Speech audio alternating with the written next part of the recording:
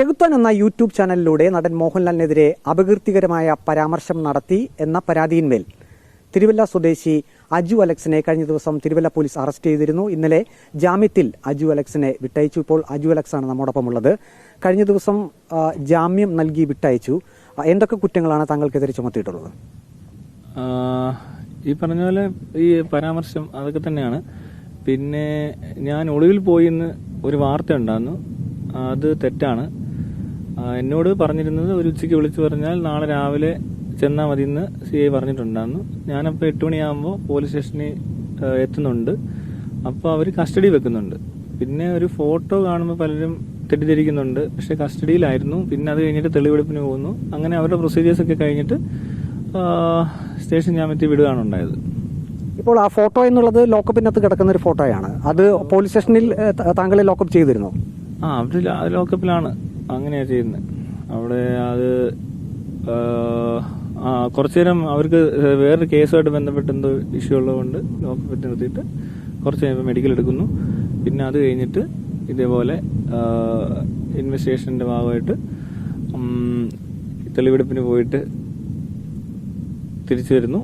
അതായത് കൊച്ചിയിലേക്ക് താങ്കളെ തെളിവെടുപ്പിന് കൊണ്ടുപോയി. എനിക്ക് മനസ്സിലാക്കാൻ കഴിഞ്ഞത് താങ്കൾ താമസിക്കുന്ന സ്ഥലത്താണ് തെളിവെടുപ്പ് നടത്തിയത്. എന്തൊക്കെ കാര്യങ്ങളാണ് പോലീസ് കസ്റ്റഡിയിൽ എടുത്തിട്ടുള്ളത്?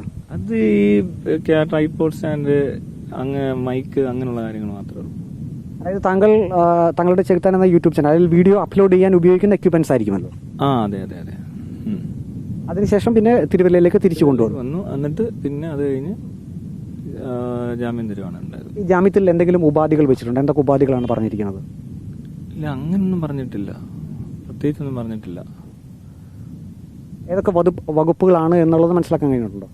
ഏത് ഇപ്പം ഇട്ടിരിക്കുന്നതോ? അത് വേണേ ഞാൻ FIRന്റെ കോപ്പി തരാം, എനിക്ക് കൃത്യമായിട്ട് ഓർമ്മയില്ല. ഓക്കെ. ഇപ്പോൾ മോഹൻലാൽ എന്ന നടൻ ഈ പറഞ്ഞ ഉരുൾപൊട്ടലുണ്ടായ ദുരന്തഭൂമി സന്ദർശിച്ചതുമായി ബന്ധപ്പെട്ടതായിരുന്നല്ലോ താങ്കളുടെ ആ ഒരു പരാമർശങ്ങൾ. ആ പരാമർശത്തിൽ തന്നെ താങ്കൾ ഇപ്പോഴും ഉറച്ചു നിൽക്കുകയാണ്? അതിപ്പോ എനിക്ക് അതിനകത്തൊരു പ്രശ്നമുണ്ട്, അങ്ങനെ പറയാൻ പാടില്ലെന്ന് പറഞ്ഞിട്ടുണ്ട്. ആര് പറഞ്ഞു അങ്ങനെ പറയാൻ പാടില്ല? അങ്ങനെ പറയരുത്, ഇപ്പൊ ആ കേസ് നടക്കുമല്ലേ, അതുകൊണ്ട്. താങ്കൾ മോഹൻലാലിനെതിരെ തുടർച്ചയായിട്ട് അങ്ങനെയുള്ള പരാമർശങ്ങൾ നടത്താറുണ്ട്. അതൊരു വ്യക്തി സ്വാതന്ത്ര്യത്തിന്റെ ഭാഗമായിട്ടാണ് എന്നാണോ താങ്കൾ കരുതുന്നത്?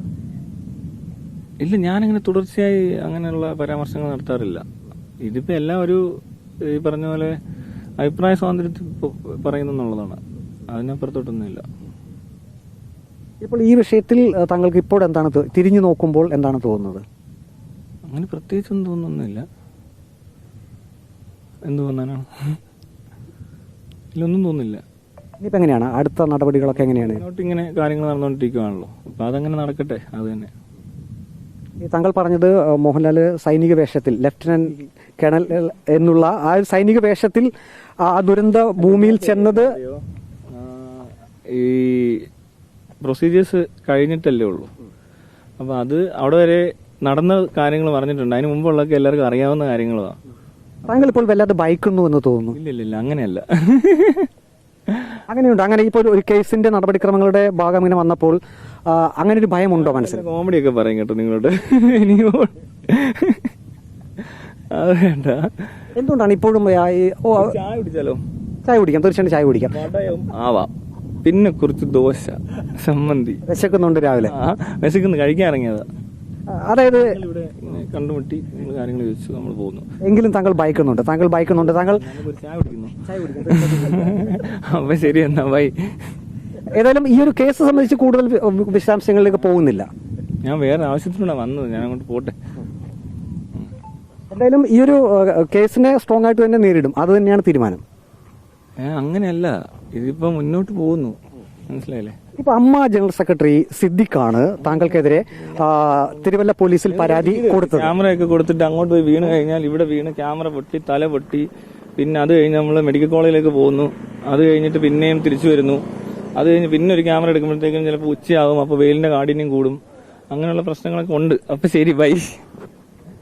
ഏതായാലും ഈ ഒരു വിഷയത്തിൽ കൂടുതൽ പ്രതികരിക്കാൻ അജു അലക്സ് തയ്യാറാകുന്നില്ല.